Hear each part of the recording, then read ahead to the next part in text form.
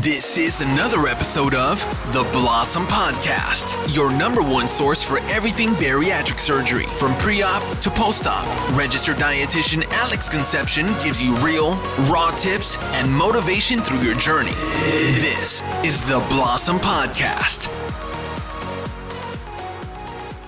Hello, everyone. Welcome back to the Blossom Podcast, sponsored by The Right Life. I am your host, registered dietitian Alex Conception. We are here with Catherine Kyle. You have already met her, and we are very proud to have this guest today. She is a past patient success story. And Catherine, would you please give an introduction? I would love to. The guest today is Fiona. She's actually a past patient of ours. I'll let her drop her stats, but I love this woman. She has been so amazing to watch blossom and grow, and I witness it every single day on her Instagram, which is Never Say Never Fiona. And you really got to follow her because she's so real, she's so honest, and I'm just so excited to dig in with her and see what has made her so successful and give you guys some tips and hints along the way. And I'm stoked. Yeah, likewise.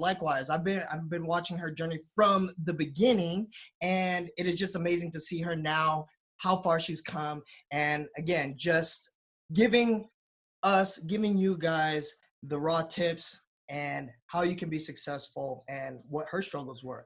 So Fiona, what's going on? Hi guys, I absolutely love that intro. Can you just follow me around and every time I enter a room, just start out with that energy? Because I'm kind of loving that. Yeah. You mentioned stats. I guess I'll just kind of jump right in. So my highest weight on record that I saw was 375. I'm pretty sure I was bigger because the first time I tried to weigh myself, the scale just went to max and stopped. And wow. I actually waited and bought another one, and that's when I found out I was 375. So before you get into that, how tall are you? Because people can't see this. Oh yeah, I'm 5'5". Okay, 5'5", 375. All right, continue. Sorry about that. No, it's okay. And then I on my own in my journey, the lowest I got on my own was about 220. Okay. Give or take. That was with keto and going to a gym 6 days a week. I had a trainer 3 days a week for an hour at each time. Committed. Wow. Yeah. And yeah, I lived, ate, breathed. If absolutely that I made it kind of my top priority. But then life got in the way, finances got in the way. First went the trainer, then went the gym, and then went keto because it's not cheap. As anybody who tries to eat, if everybody's listening, this has probably tried a diet in their life. They know it's never cheap, no matter how you try. And I regained in a year from about 225 to I woke up and was about 298 again. Oh, wow. And it broke my heart. And I just realized I didn't want to go through that 1.5 year journey again. It was an amazing 1.5 years. I'm glad I did it. It has nothing to do with my trainer or the gym that I went to or even keto. It's just I didn't want to have to go back to that level again and try to do that. And ironically, my specialist for my fibromyalgia pain had been not so subtly mentioning that losing the weight would help some of those issues, and kind of was pretty blatant with it and said, if you don't consider this, I might have to fuse. I have a couple spots in my spine that have some issues, and he threatened that he might fuse my spine by 40 because the pressure I was putting on my back was basically like having a 600-pound man stand on it all day long. Oh my gosh. Wow. So it was really life-threatening. Your weight has gotten to that point. At 5'5" and 300 pounds, I was back putting pressure on my knees and joints again. And I had gotten low enough before to know these new signs, to recognize it before. Before it'd always been so big, I always hurt like that. So for it to go away and then come back, I knew it was me. And also my health in other areas, I was high normal in all of these other areas. I wasn't officially sick yet, but my primary care doctor was telling me that by 40, I was going to face the consequences of 30 years of obesity. Wow. How old are you right now? I'm 33 now. 33, and how long ago was this news? I would have been 31, and they told me they'd fuse my spine by my late 30s. And they told me that I would probably, at that point, my PCP was warning me to be prepared for diabetes and high blood pressure by my early 40s. Of course. Wow. And we've been trying for kids off and on and things like that. And I was told that in my 300s, especially when I was 375, that my weight made pregnancy so risky, they actually didn't recommend it without weight loss. Very common, yeah. So for those who don't know, what is fibromyalgia? It is a chronic inflammation pain disease that they don't really know the roots of. For me, they think it's rooted in I have also PTSD, and there's honestly been a lot of links to that. Basically, they think that because of the trauma of of past things, my body is constantly in a mode where it thinks it's fighting something. It's like a physical reaction. Wow. It's chosen to fight itself. So it sends a lot of inflammation into my muscle tissues and my nerves in my back. I lose sensation, I lose mobility, I get a lot of swelling, I get loss of range of motion. One of my worst ones, I was so swollen I couldn't move my hands or turn my head correctly. Wow. So you were in constant pain. Absolutely. All the time. And how is the weight loss now affected that pain level? I won't lie, the fibromyalgia still flares. At least once a month, it's a painful day and I'm not getting much done for the day. In comparison though, my daily levels are almost zero. So it's kind of, I've traded the daily pain for kind of a once a month flare. Usually it's triggered when I push myself too hard physically. I start to slip on my diet and eat foods that trigger it.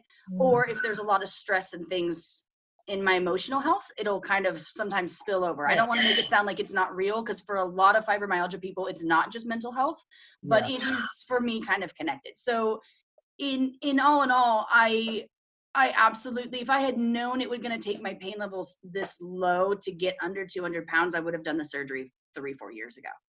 Yeah. So tell us now, where are you at as far as your current weight? Actually, ironically, today I had a doctor's appointment, so I am 143. Hey, Incredible. That is awesome. Yeah, I have a scale that does body fat and things. Of course, those aren't the most reliable, and my doctor doesn't offer it, but I'm hoping when the gym opens, they'll kind of let me know, because we all know with the skin and with body fat, that kind of changes what the scale says. So, and I'm hoping to get a clearer reading of that, because as we'll probably talk about later, skin and body dysmorphia are something that I think people don't really want to talk too much about because it scares them. And it is difficult and it can be scary, but it absolutely it's worth it. I mean, knowing what I know now, I'd still go back and high five myself and tell me to get it done. Yeah, absolutely. Good. Well, congratulations so far on everything, being able to really take control of your life, your health, even the pain, and then obviously now being not at risk for diabetes and all the other comorbidities and things like that associated with weight. And that's something that I like about your social media, is that you are so transparent and you show people the struggles of not only the weight loss, but how it affects your mentality as well. And obviously, if you jump on your page now, you look at your stories or your feed, you can see where you're at now. But take us back to what brought you to Blossom and that whole experience of even considering weight loss surgery. How long did it take you to decide that, and what brought you up essentially to Blossom? So a big part is it took me, I think I had researched probably a good 6 to 8 months before I reached out to Blossom. And then by the time I reached out to Blossom, I did a lot of research on what life after surgery was going to be. So the first part, I just researched surgery and what it was, what the options were, what the statistics were. I mean, if I'm going to give up or move my organs, this better be worth it. And I also knew that I have family members and friends who've had it done. So they all told me I needed to know what I was in for and be prepared to change it, because if I didn't, I was going to fail. And I actually got best advice from the 3, I don't want to call them failures because that's really deeply unfair, but surgery for them was not successful in reaching their weight goals or continuing them long term. They have all since regained back to unhealthy levels. But every single one of them gave me the first advice, which was be prepared to change absolutely everything, or don't do it because you'll regret it in 6 weeks. Wow. That's good advice. That's good advice. And that's because this is a tool.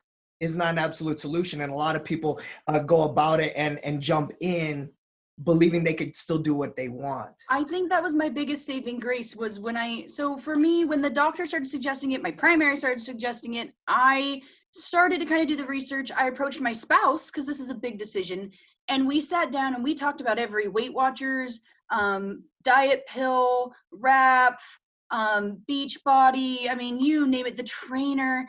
And he had the problem wasn't the investment to him. He had already made the investment 1,000 times, and he told me, I'll invest 1,000 more to keep you alive. I just want you here.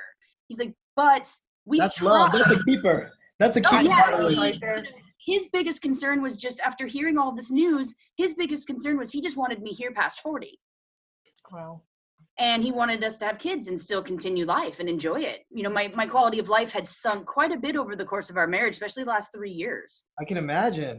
My health had, and it had, you know, he had just watched it. So for him, he was like, hey, you've tried everything else.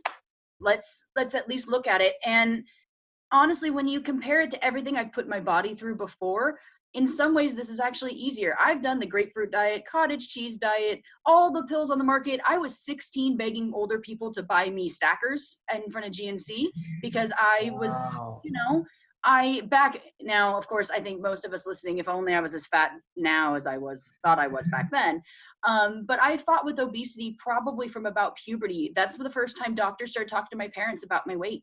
And the more we tried to shame it out of me, and the more we approached it as a problem, the more I did it, and the more I ate more, and I hid it, and the more it became an issue.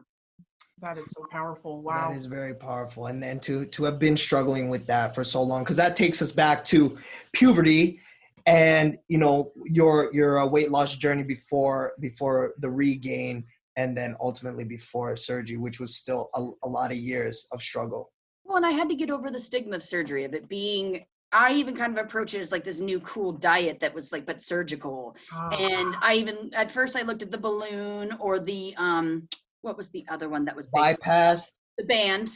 These are temporary ones, the balloon, the band. Bypass I did look at, but I secretly didn't want to move my organs if I could help it. I know it's a weird thing, but it's not weird. It's totally understandable. And it makes me feel better that there's another stronger tool. It always, like, instead of jumping for the bazooka, I kind of went for the pistol just to see how I do. And I figured if I needed a secondary stage, I could always do that later. Whereas if I went for the big bazooka, I necessarily you can't go back, and there's no really going forward. And that's exactly Dr. Appel's mentality on that as well. Yeah, exactly. Yeah, and we had a big conversation about that as well. I was pretty set on the sleeve, but he kind of confirmed it for me. But the biggest thing is if you go in knowing this isn't a diet, this isn't a pill, this isn't a wrap, this isn't something you'll ever take back. It will absolutely change everything about how you perceive food and how you eat and how you interact with society and everything you think it's going to be and nothing like you think it's going to be. And if you don't research, you will regret it deeply because you cannot undo it. And I sound like a gatekeeper, like I don't want people to get surgery, but the reality is I want people to get surgery. I want the right people to get surgery. Absolutely. I want them to be well informed. Absolutely horrified when I get messages from people who have had surgery recently or are thinking of surgery, and they have obviously didn't do the research. They're asking for advice that they shouldn't be asking for in my mind. Like, or at least why don't they have somebody that they are asking, like somebody professionally that goes well beyond my scope of experience. Fiona, give me an example of like what you're saying someone would ask you that's concerning that makes you realize they have not done their research. First of all, if you message me on Instagram, I'm very friendly, but if you send me a message and you ask me, what is the sleeve? I'm going to send you a link to Google. Yeah, you should, as you should. It's not your job to, there's so much literature out there and so many tools. I get that one a lot though, where people go, what's the VSG or what is a sleeve? And I'm kind of a smart ass. I send them a link to Google. Because that you know, if you ask me what kind of surgery should I get? Sir, ma'am, there is not an MD in my name at all. Please do not ask me.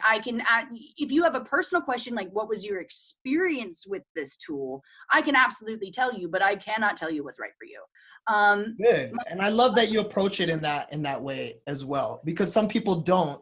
And what their experience and what their journey is, the assumption is this is what everybody else would go through as well. Absolutely not. I get a lot of dietary questions too, sometimes that concern me, like how many grams of protein should I be eating? Should I be taking vitamins? And I'm shocked that a lot of people, especially unfortunately, if they went out of country, they don't always have a lot of follow-up support. So then they start reaching out within the community. And the community, especially on Instagram, is beautiful. The VSG and weight loss community, I have met some of my great friends. I've had some amazing, my journey has been on there. It's been an amazing platform for that. But also all of us are just former patients or current patients.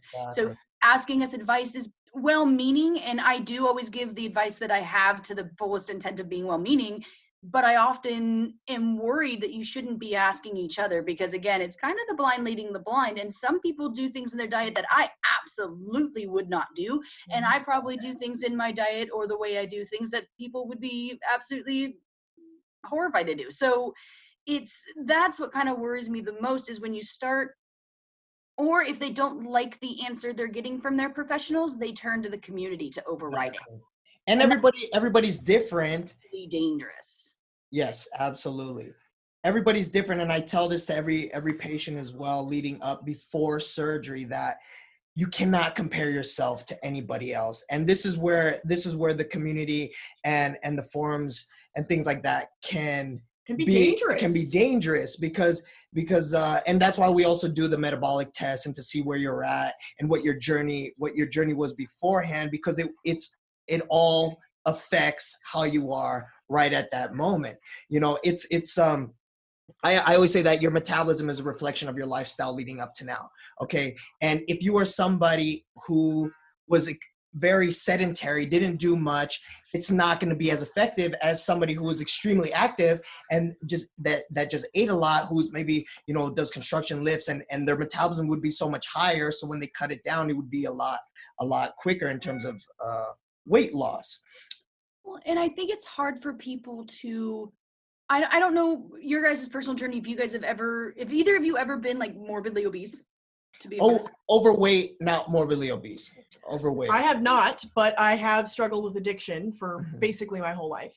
So you have you understand the mental addiction, that aspect of it. The overweight, you kind of, and the health fitness side a little bit, but again, it's I don't want to say it, it's not with malice when I say that people, if you haven't or aren't morbidly obese, you do not get it. You do not get living in it, being trapped in it, how difficult the small things, like people talk about. I used to get well-meaning advice all the time, just get up and go. Yeah. But at the same time, when I first started at 375 with my trainer, we spent the first session just standing up and sitting down, and she told me great job and sent me home.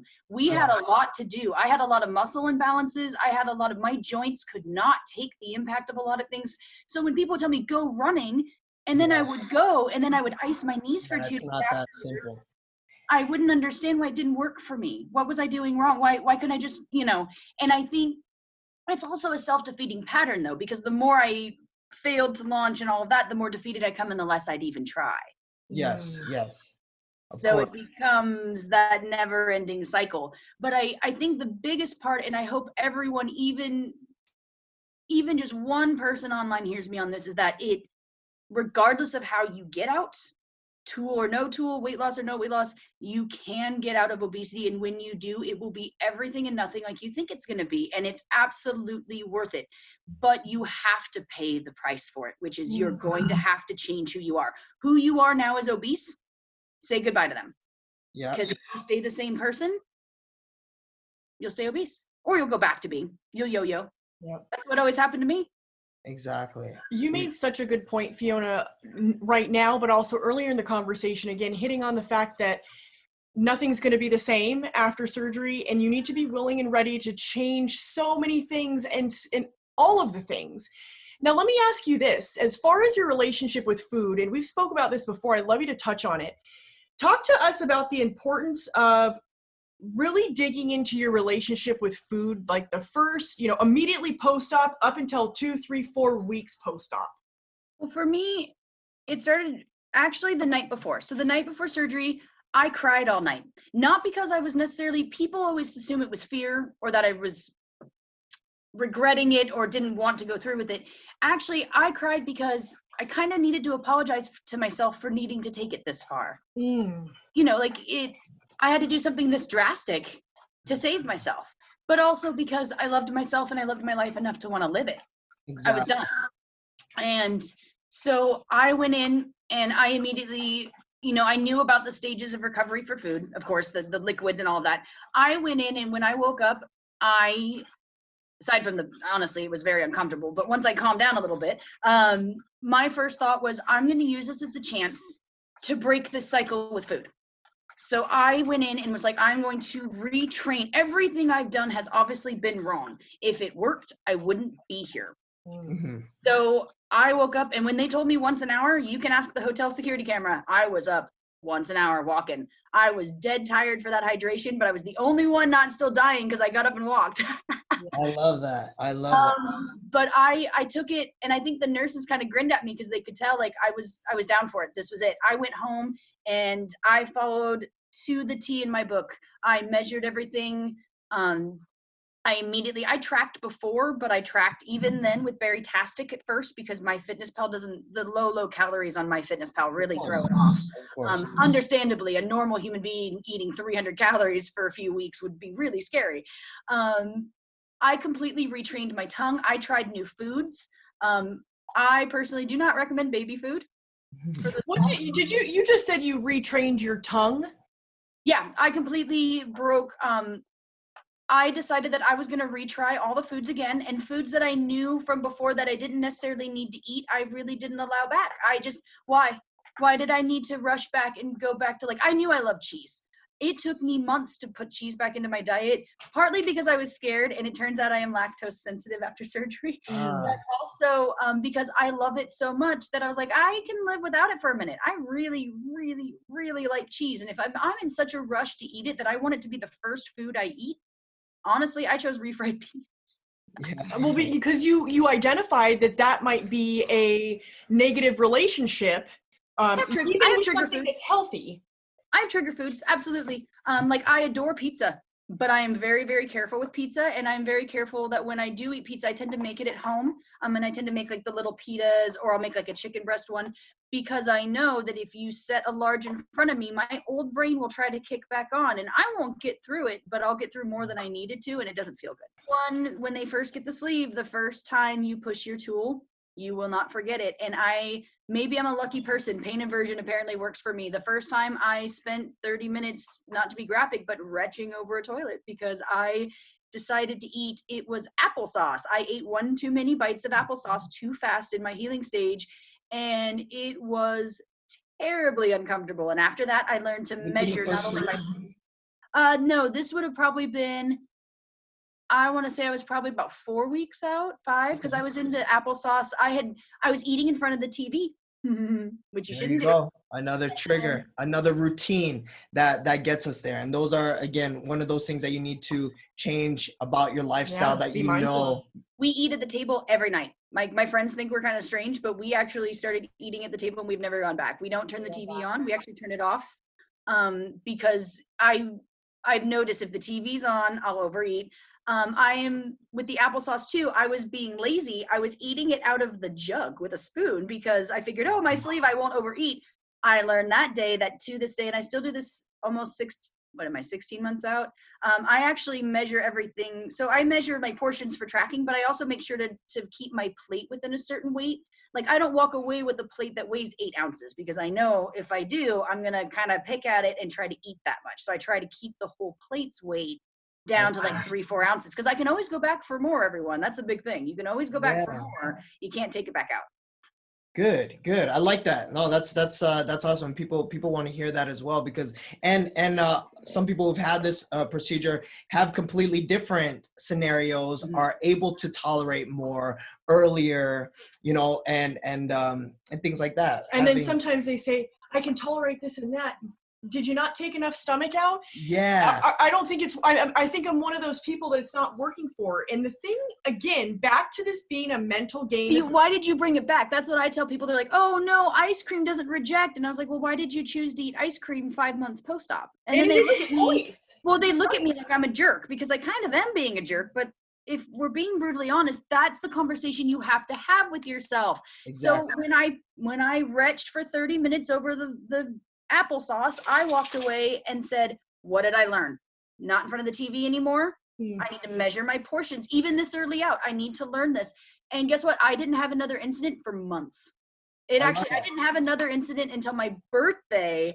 I was eating cake, and I knew as I was eating the bite that I was pushing it, but I still went for the second one, and I suffered. I had to walk in the parking lot for like 15 minutes to get it to settle so that I could join the party again. But you got through it. You learned. You were able to enjoy, and then again, it was another learning experience. I think I remember you actually mentioning something about that on your Instagram. And again, that is what I just love so much about following your journey, because a lot of times on Instagram and, Facebook or social media in general, you can control what you put out about yourself. And is it easy to say, I'm perfect, look at me, I'm successful because I've done everything perfect? And it's like, no, that's not realistic.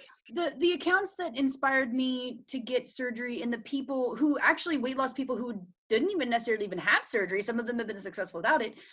All of them, I noticed a trend. We're willing to show, there is a certain parts of yourself you don't want to show to the world and to online. That's none of their business.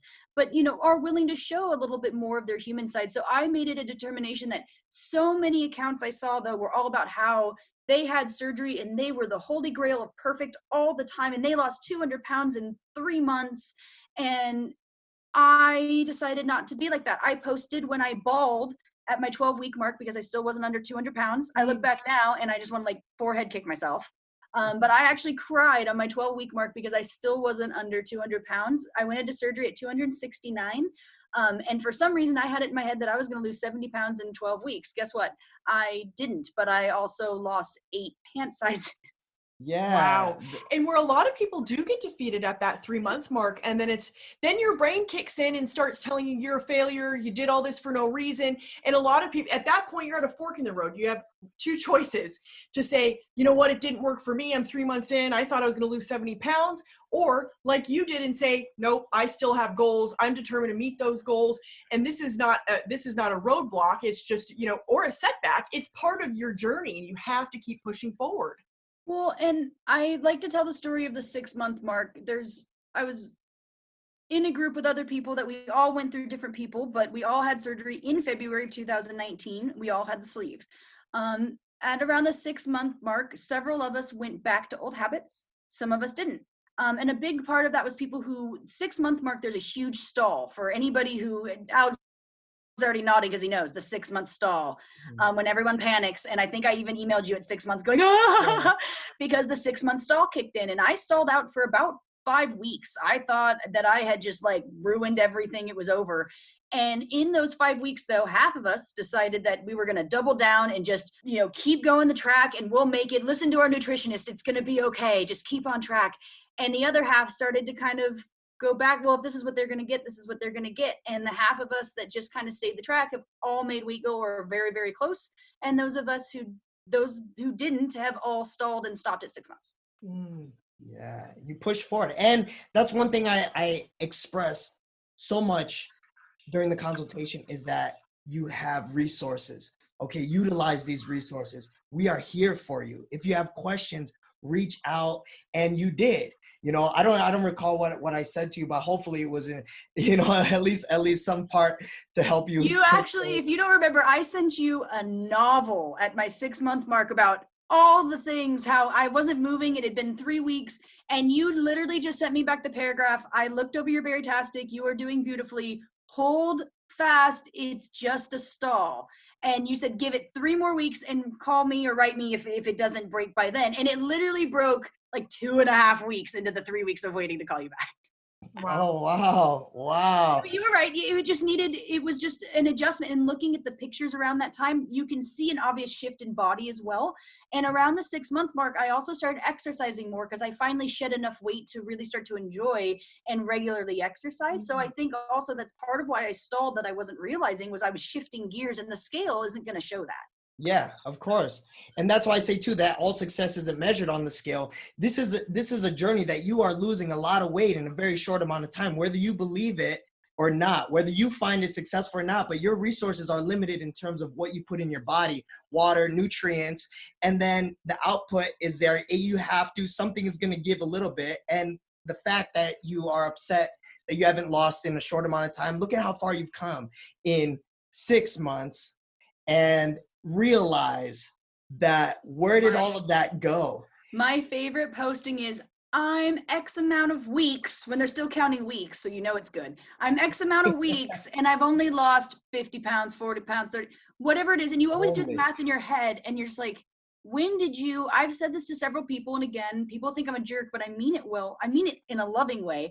When's the last time you lost 50 pounds in 6 weeks? Exactly. And think about putting on 50 pounds in 6 weeks. Yeah. That would be insane. Yeah. People get impatient, and I don't blame them. And I did the same thing. I have several times been told by Blossom staff, it's all good. Just hang on. Slow and steady. You didn't gain it overnight. You're not going to lose it overnight.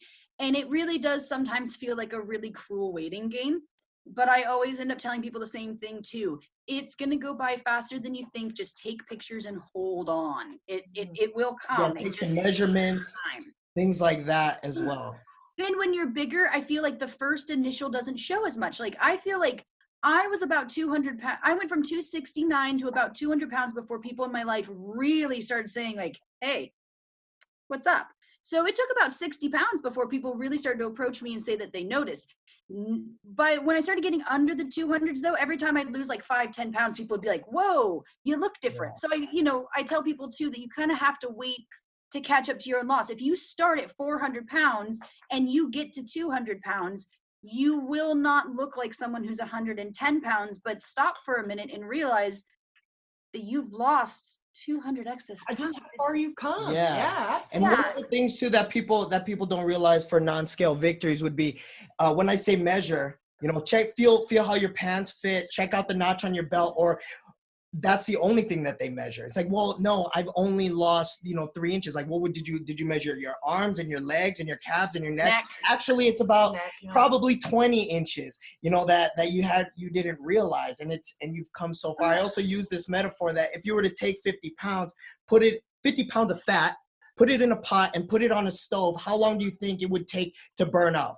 A long time. And your body is not as efficient as fire to burn that off. And I feel like people didn't talk about too the awkward weight loss phases you go through. Like, I went through a period of time where I was extremely pear-shaped, almost like noticeably so, which I had never really been before. And it was just the way my upper body decided to melt off first. And then eventually my bottom half, I'm much more even now. But there was a period of time where I was thinking, oh no, what is going on? And you don't get to pick where it comes from. I'm going to tell everyone right now, it's not going to come from your least favorite part of your body. Wherever you have an issue is where it's going to come from the last, because it's the cruel irony of our bodies. I get asked a lot about extra skin. I have some pictures on Instagram. I do have a lot. I tell people for when they ask about how much, like, I wear about a size 8 in jeans over the skin. I wear about a size 4 under the skin. Wow, that's I have a decent amount of skin. It's all for me. I'm one of those unlucky people that it all seems, because of how I carried my weight and how I carried my obesity, and when I got obese, I think all my weight tended to be on the chest, stomach area. So it's very easy for me to hide my skin. I have a lot of it. It's just in one spot. So it's easier for me to kind of manipulate. I didn't get a lot of the arms and legs. I think part of that's also I'm younger, and also how I carried my weight. I was never a big arm or leg person. Right. Even then though, even with that much skin, and I'm going to get this message at least 15 more times because I've already had 5 today on Instagram. Yes, it is worth it. I have 6 feet of skin. It is worth, not literally 6 feet. I have a lot of extra skin. It is worth it. It is uncomfortable. It claps when you run. My dog has stepped on it. I've punched it. My husband's pinched it. Wow. It's there. It's there. It gets in the way. It does mess with the body dysmorphia. It makes the mirror very tricky sometimes. It can be frustrating to feel tiny clothed and big naked. I feel like it's something people don't talk about is when you're clothed, everything's kind of smoothed out and compressed and you can really see how small you are, but then naked, all of the ripples and folds show and it makes you look big again.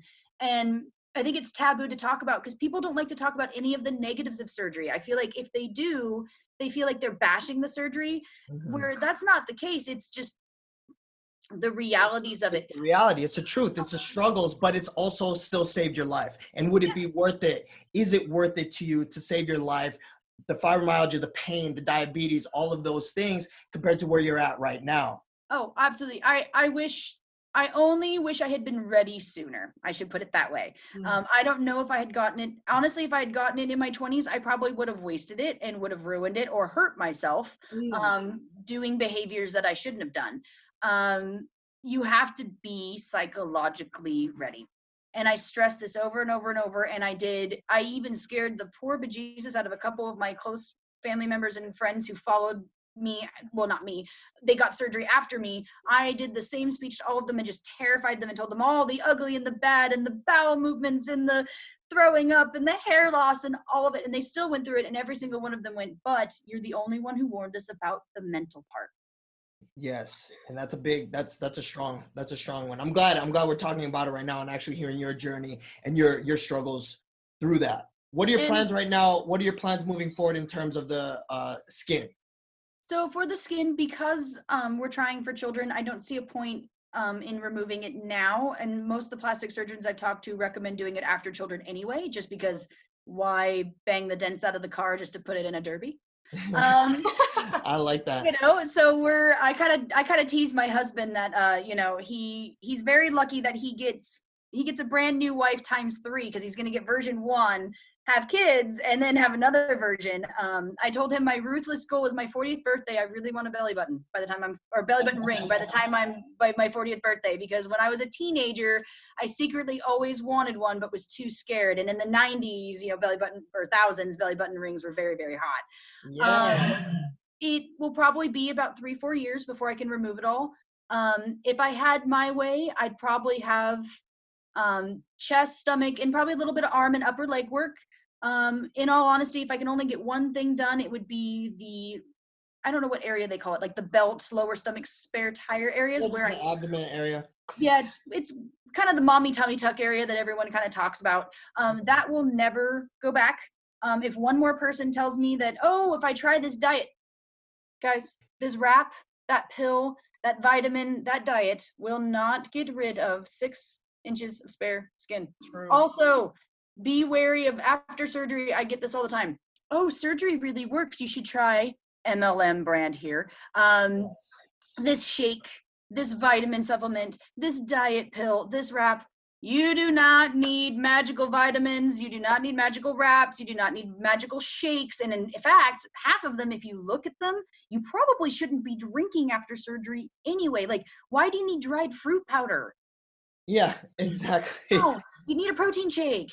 But be wary that they come out of the woodwork, or watch your pictures. I've had lots of people, even I know, try to claim that I've used their products for weight loss. No. Wow. Yeah. I've got several, especially home direct sale brands, try to use, like, people from my life, from high school and things, use my pictures. It's not true. If you ever see it, I didn't use anything else. There is no shortcut either, people. Stop. You don't need, and I did this one. We did this one over and over because I used keto to a lot of success before. And I tell people all the time that I don't mean to bash keto all the way, because it did work very well for me before. But number one, you don't need the keto product, the powder, the bars. No, they're candy bars that you're supplementing with. I do say that all the time, and I agree. And it's just so heavily marketed and so prominent right now. It's such a big fad. Keto done wrong will make you sick. I know, because I've done keto wrong, and I've also done keto correctly. If you think keto is a brick of cheese and bacon, you're going to get sick. If I mean, don't get me wrong, I like cheese and bacon, but you also need to be eating asparagus and your greens and your salmon. Yes. So what we preach is, stop trying to convince people that keto did it or veganism did it or any of it. I guess everyone's diet after surgery is going to look how it's going to look, especially long term. But I'm just a huge believer that if your nutritionist does not recommend it in your first year, stop trying to shortcut it. It will not make it faster. It's not going to make it better. It's not going to give you better results. It's truth. I love that. I do want to clarify just for the listeners that we do preach protein and vegetables.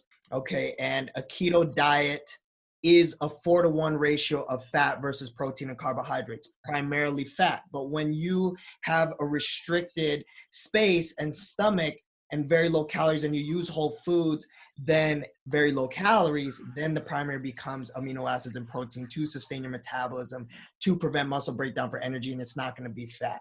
Okay, so that is where the difference is and why you shouldn't, or at least listen to what we're saying and listen to Fiona's testimony as well. And I actually did try it a little bit near the end. Right around the year mark, I tried to go back into keto a little bit just because I had stalled out. I immediately gained about 6 pounds. I started feeling sick. It messed with my stomach, TMI. I don't know why, but it didn't work. But I will admit that even to this day, though, I will pull healthier recipes from paleo, from Whole30, from keto. Those are sometimes some great dinner recipes, especially feeding other people. So, the macros work out with my smaller amounts just fine. So I don't want to say that I never use it. It's just, like I preach, it's not gonna shortcut. It's not gonna help. Your body doesn't necessarily respond the same way it used to. And again, if those diets work, then why didn't they work for you before? Exactly. Fiona, you mentioned that in the beginning, you were very diligent about tracking and Bariatric. 16 months out at this point, do you still track? Yes. And tell me a little bit about why you still track and what you've noticed about tracking. So for me, after surgery, a lot of people shoot to learn moderation after surgery, and I applaud them. That is a brilliant move if that's what's right for you. I am a very type A, black and white person. I know this about myself. I don't do moderation well. So when I first left surgery, I was extremely, lay down. I was very diligent about following the plan and things like that and hitting goal. As I got closer to goal, I still am very diligent. And I would say 80% of my diet is on point and on track. 20% is honestly enjoyed. Let's just put it that way. And also I work out enough too to know, and my work is very physical, so I can balance these things out. But I do know that the few times that I've started to slack and not be honest with myself and not track, I start to slide more into foods and more into portions and things that I don't need to be eating. And I am especially guilty of, if it was up to me, I would live on nothing but coffee and protein shakes because I'm lazy. And Halo Top ice cream, you just forgot. Yeah, my Halo Top, I know. See, there's my 20% showing up right there. And as she says, I ate a crab puff earlier. So it's, it is all about, there is moderation to be had, but I still track it. I am very honest. On my Instagram, I talk about sometimes I have binge days, or I nibble. I call them my nibble binges, where I'll nibble all day and not drink my water and eat. And I even track those, because I just want to be honest with myself and know where I'm at. And the more I do that, the more I don't beat myself up as well. I think I've managed to actually create a healthier relationship with food over tracking. I know this isn't the case for everyone. So I do know that it's kind of a case-by-case basis if tracking is really right for that person. 99% of the time, though, if you write me and you say, hey, I'm X amount and I'm kind of stuck, the first thing I'm going to say is, what does your tracker say you've been doing this week? There you go. I like that. It's also a level of accountability to let you know. I also switched gears. My first year, I was very, very diligent about daily goals. After the first year, I started switching to weekly goals because I look more to sit in my ranges. I also switched back to MyFitnessPal. I actually use both. But like with the MyFitnessPal, I kind of like their weekly breakdown, so I put it in there. And I shoot more for, is my weekly within my average? Is my weekly, the protein I always hit every day, but I just kind of shoot more for that relaxed, am I hitting my weekly? Because at the end of every week, if I'm hitting my weekly within the ranges, I should be good to go. And that means I allow myself some moderation, as well as knowing that I'm still doing most of what I should be. Exactly, because people ask all the time, like, oh, will I never be able to eat this, or will I never be able to eat that? It's like, no, we want it very strict because we want to get you to a level that you want to be at, but also change your relationship with food and have an understanding of what's going to get you there. And stop rewarding yourself with food. Yes. Stop rewarding yourself with food right now. I'm guilty of it. I still catch myself doing it. If I'm not careful, I'll be like, I had such a great day at the gym today. Let's go get some ice. Wait, why? Yeah, I shouldn't be doing that. This is... That goes along with the mental aspect of it all. My boss rode my ass all day today. I am exhausted. I don't feel like going home and cooking chicken. I should go to Taco Bell. Wait, why? Yeah. Chicken's literally in the fridge. If you want to go, you have to watch. And after your first year, the honeymoon really burns off. And that's when the long term kicks in. And that's where, again, you're not going to be strict crazy forever.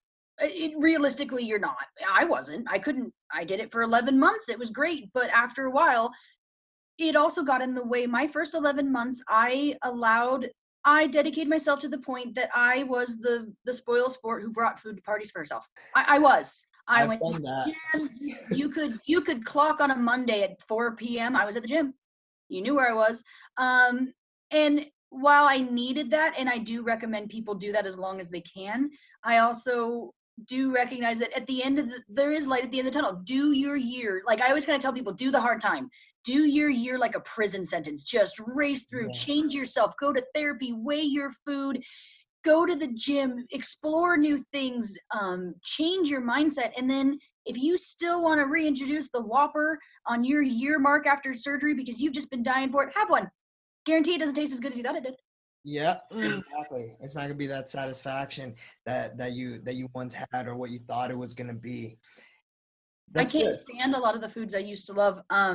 It's kind of funny, when you get to a healthier weight, you're like, oh, I can have a Dorito again. I'm gonna try one. To me, it tastes like powdered chemicals. I can't even do it. Another thing about weighing and actually staying on track for that first year or even the first 6 months, it really sets the tone for habits and understanding and at least knowing within a very small margin of error that you can tolerate this or this is what has been working for me. So when you see something that is really out of proportion, you can identify it because you weighed so much or you've been accountable and you've you know exactly where that's at. And Blossom is going to give you the tools to fight your obesity, but it cannot fight the battle for you. It will give you the surgery tool. It will give you a nutritionist tool. It'll give you community tools. It will give you, without the surgery, I never could have reset my relationship with food to this extreme.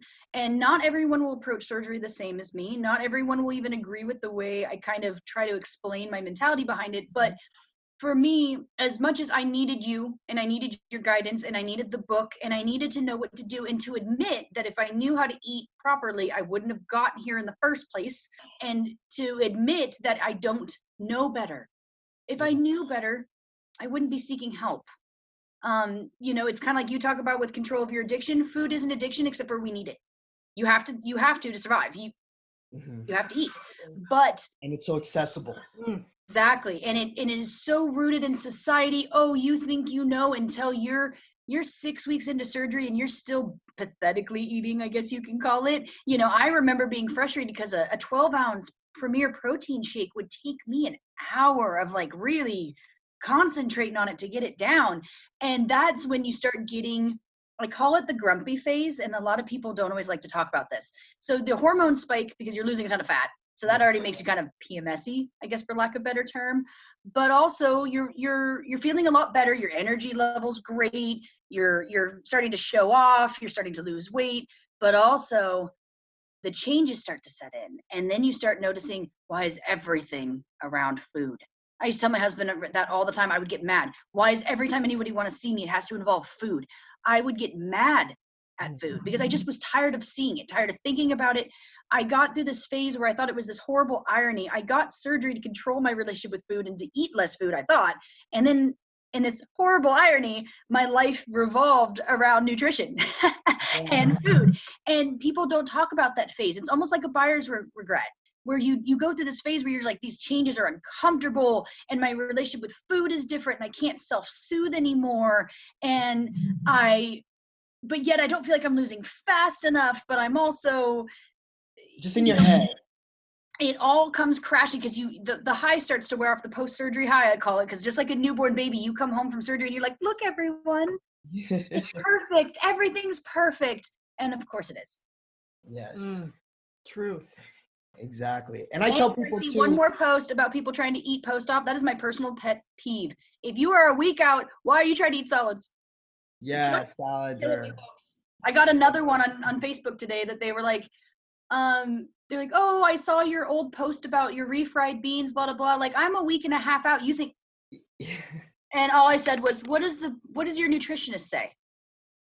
Well, the Blossom book says that I should be, and I said, well, that's probably a good idea. You should call Alex. And if you have any more questions, she's like, oh, okay. I don't know if she ever called you. So if you got a phone call about beans, you know why. Okay. Yeah. They come about, they come about. But, it's people. That's the mentality. That's where I always try to stress people. That's the thought that you have to break. That thought right there that made you reach out to me a week and a half after surgery when it's dangerous to eat. And ask me permission to eat. You're asking me permission because the addiction in your head's talking. Yeah. And it's trying to get justified. Trying to justify and you want permission and I won't give it to you. And also you need to address that with yourself because long-term you're the only one who can stop. And I still fall for it. I'm guilty of it. I still get my little impulses and urges and we all do. But if you don't catch it early and start to work on it, you're gonna write Alex and say, well, I only eat 1,000 calories a day, but it's all Taco Bell and I don't understand why I don't feel good. And we'll talk about it too. But hey, let's rewind a little bit. You were talking about your journey on how you found Blossom. Yes. Okay. Some of the steps you went through, some of the people or some of the places that you were deciding to go to. Yeah, I did a lot of research, but I decided surgery was right for me. We'll fast forward. Decided surgery was right for me. I started researching. My insurance and my husband's insurance at the time did not cover bariatric at all. So we did have insurance for US-based folks. I started researching local and decided that $40,000 was just not going to be something I could afford. And so, of course, the next step that came up was people, as you search online for affordable surgery, you stumble across Mexico was the number one. And that's actually where I actually went as far as booking. I had the date set. I had a coordinator. It was set for 3 weeks after my first phone call. Just a heads up, because there's a point to that later. And my husband threw an absolute fit. He said he would rather mortgage against the car and pay for surgery for $40,000 here than go to Mexico. He absolutely would not hear it. I actually got very, very lucky because there was a group of us that were supposed to go that met online. My group that went all ended up getting infections directly after surgery in their staples. Really? They all tested positive for MRSA. Holy crap. Wow.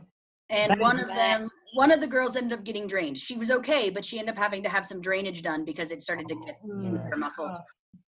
So it turned out to be a blessing in disguise, but I was very upset, of course, because 3 weeks out, I was ready to pack my bags and go. And I felt really destroyed. And I went onto one of the big Facebook groups and kind of said, my husband absolutely said no, and I don't know what to do. And I don't want to put myself in this kind of debt. And I just got a gentle message that said, you don't have to go to Mexico. I went to Las Vegas. Nobody really knows about them. Here's the link. And I did a lot of research and I called, and I actually the first time I called, they actually sent me back to your website to do more research. Oh, nice. Because I started asking questions about the safe sleeve, and they pretty much just sent me the link back to the website and had me research it. But it did. I ended up, I believe the second phone call is when I booked, and I did book it quite a ways out because I fully self-paid. So for people who are curious, it did, I believe all in all, when I did the math, including time missed, pills, I paid for my mom went with me. I paid for her flight as well as her accommodations and food. All in all, my surgery cost me about $11,000. I don't remember directly how much of that is to Blossom directly. I want to say about 7 of it. give or take. And it absolutely, I know that sounds like an astronomical number, but I was quoted $9,500 for Mexico, not including flights or accommodations. And so it was pretty comparable and close. And good news is I didn't get any infections. And also for those who are looking that do have insurance like me, I found out by calling my insurance, if there was any complications in Mexico, like a staph infection or a stricture or something like that, they could actually deny any medical coverage related to the surgery because I left the country to go get it done.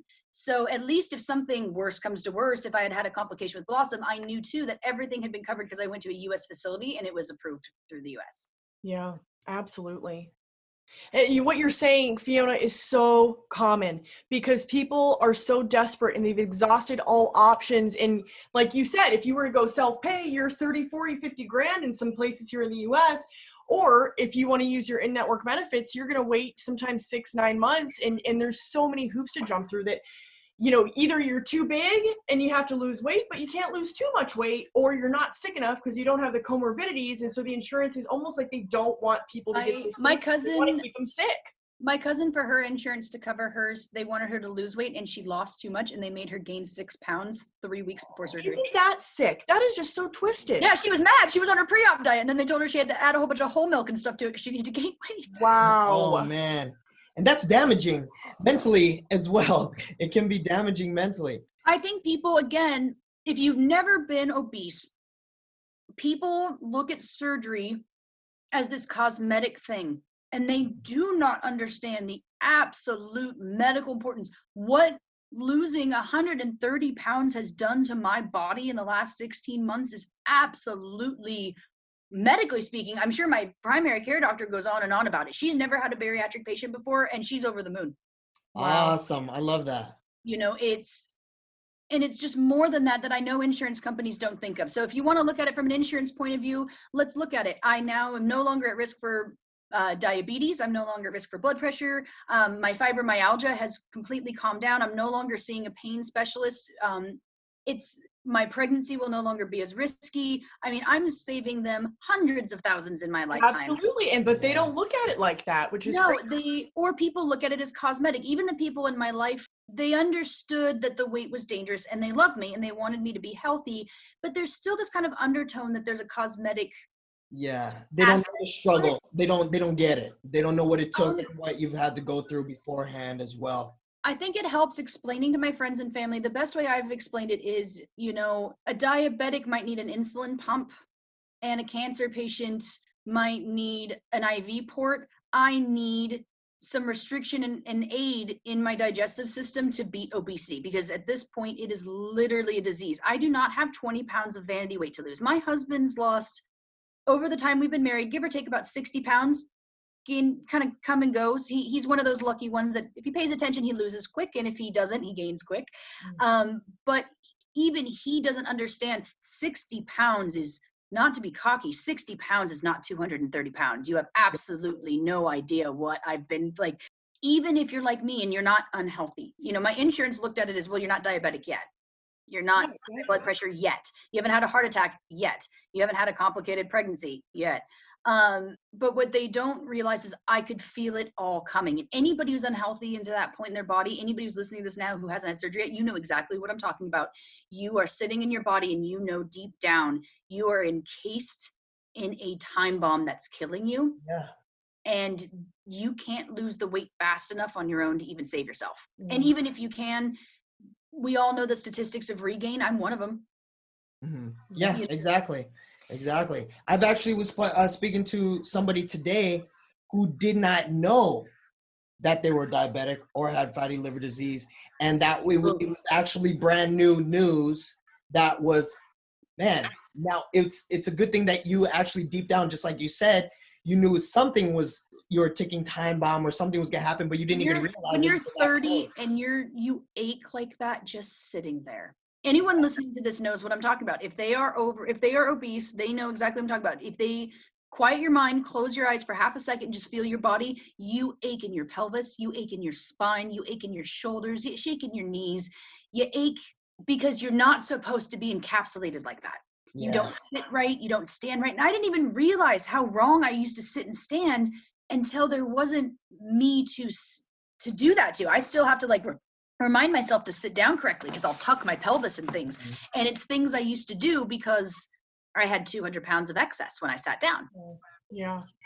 Wow, we've covered some amazing topics today, and I feel like we could just go on and on. Yes. Probably. Sorry, guys. Probably. No, don't be sorry. This is what people need to know. And I just, like I said in the beginning, I just love how raw and honest you are about the good, the bad, and the ugly.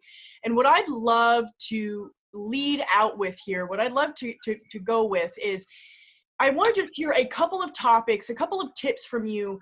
And I'm sure you get a lot of these questions on your Instagram. What would you tell someone who's considering this, who say they've actually done a fair amount of research and they know by maybe through a surgeon or consultation that they know that the gastric sleeve's right for them? What would you tell them as far as a couple tips? Yeah. Quick tips. Quick tips is read the book, and then email Alex, and then read the book again because it's probably in the book. I love it.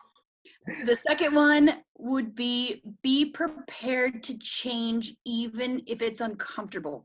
If you are prepared to change even if it's uncomfortable, this will absolutely save your life. And Blossom, I now know why when I went through surgery, everyone was so excited and cheering. And after surgery, you're kind of like, why?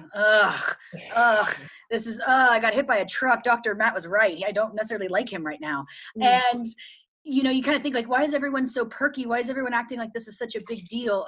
Whatever. And then I realized it's because I'm absolutely being reborn and changing my life, and I don't even know it yet.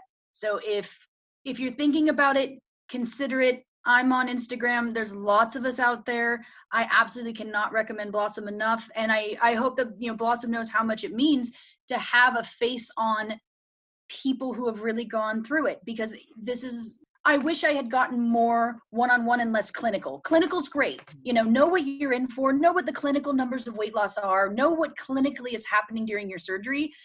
But I know, and I hope for others hearing this, it helps to know people who literally have lived it and are looking at it, not from a clinical point of view, but from, we're kicking obesity's ass with Blossom's help, and we can absolutely do it. We just need to be ready for it. I love that. Well said. How if people wanted to follow your journey, how can they do that again? My best one is Instagram, which is Never Say Never Fiona, F as in Frank, IONA. That's the main platform. I do appreciate when people reach out to me on Facebook and things. If you happen to see me on there, that's great. But I tend to prefer all of my weight loss surgery stuff to be on Instagram if possible. Perfect. Awesome. Never say never, Fiona. I love it. And she will never say never again. Never. And hopefully soon we can hook up again. We'll talk more in depth about something, or hopefully I'll see you guys in person again for the photo shoot for everyone who's hit gold. Cannot wait. Yes. And we can follow again. There's so many more topics, like you said, we can talk on and on. There's some more taboo things that people don't speak on that you talk about on your journey, and we'd love to touch base on that at a later time. Yep. But, absolutely. Have a good night, guys. Talking with you. It was, we've gotten some awesome knowledge bombs and all of the good, the bad, the ugly. As they say about Fiona, you might not always love what I have to say, but I'm usually right. On that note, we will see you later, and have a good day, have a good night, and keep crushing it. You too, guys. Bye. All right, Fiona. Bye-bye. This was another episode of the Blossom Podcast. For more motivation and future episodes with Alex, make sure to subscribe so you don't miss out on any life-changing moments.